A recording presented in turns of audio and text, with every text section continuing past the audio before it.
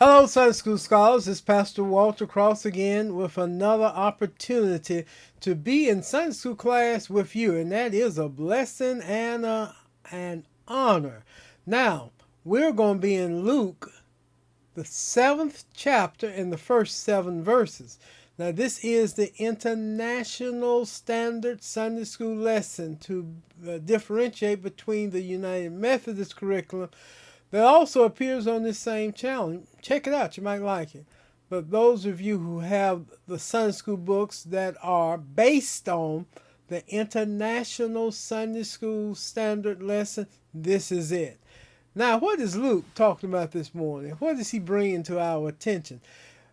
There's going to be a contrast or a study of the correlation between humility and faithfulness. Humility, as basically as I can remember my Sunday school teachers telling me, is not to think more important of yourself than you really are.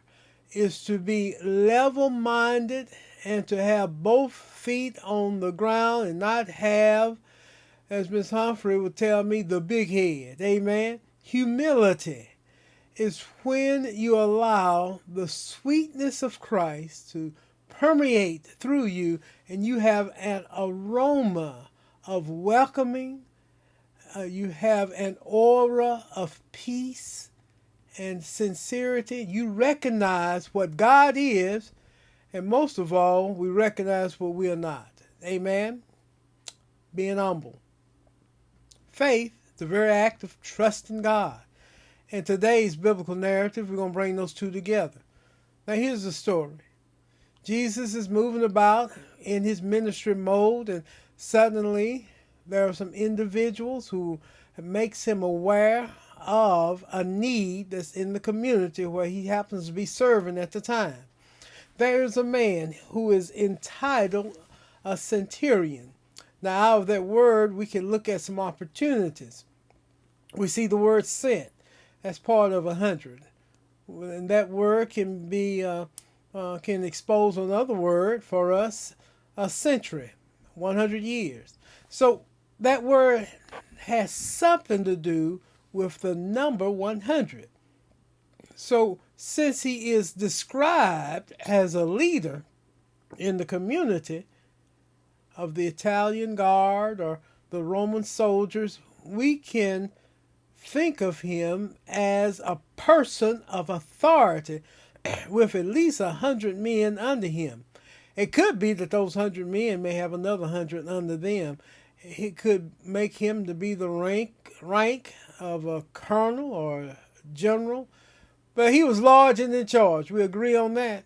He sends word to Jesus the Christ, knowing that Jesus has been involved in miraculous healing as a Jewish rabbi.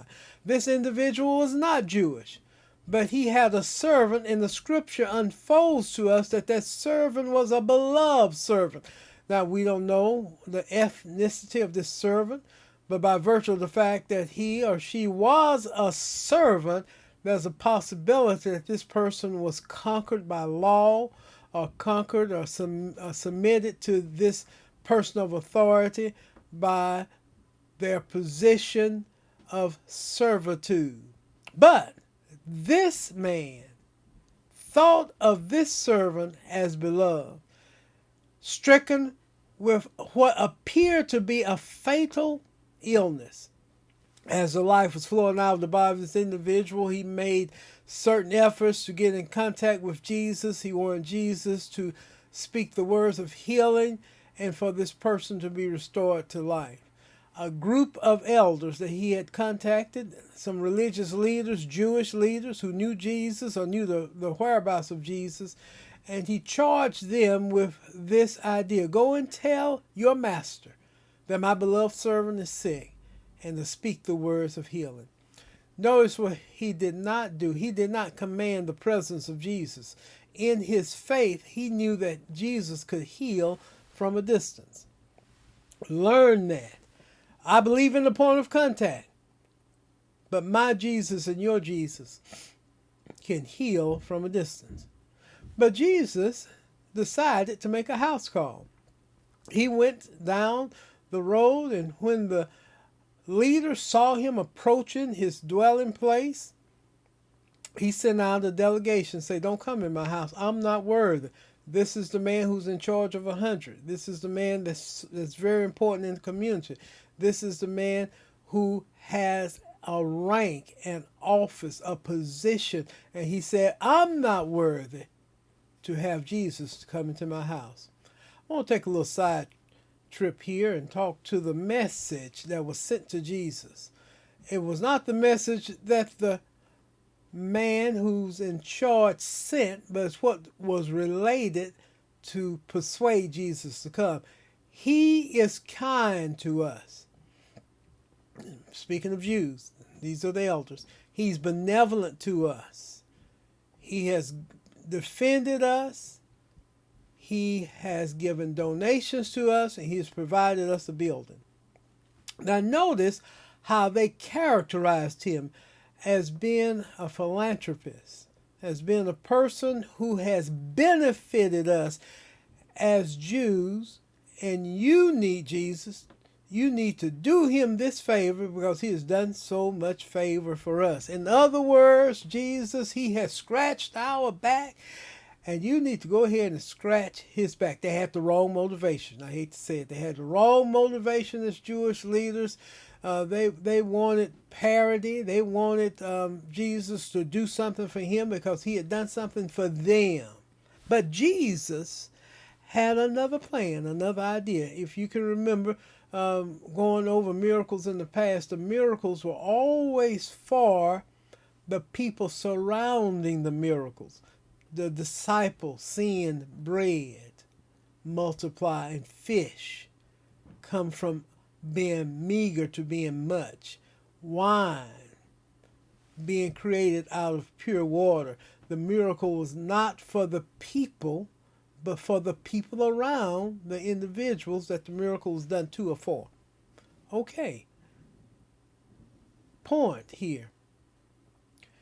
You don't need to read anybody's resume to Jesus when you're praying for him.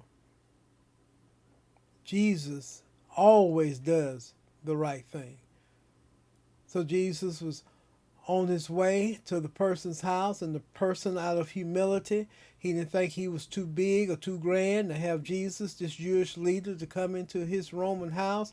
He said, Lord, if you just speak the words, and that caught the attention of Jesus. If you just speak the words of healing, I trust you speaking the words. And Jesus said, because of your faith, your non-Jewish faith, your respect and your belief in Jesus the Christ, your servant is already healed. It's already done. Now I want you to talk about this in your class. Should we base our plea to Jesus on our resume, our spiritual background? Lord, I've done so much for you. You need to heal my son. Lord, I paid my tithes. You blessed my finances. No, we're not in a negotiation place with Jesus the Christ.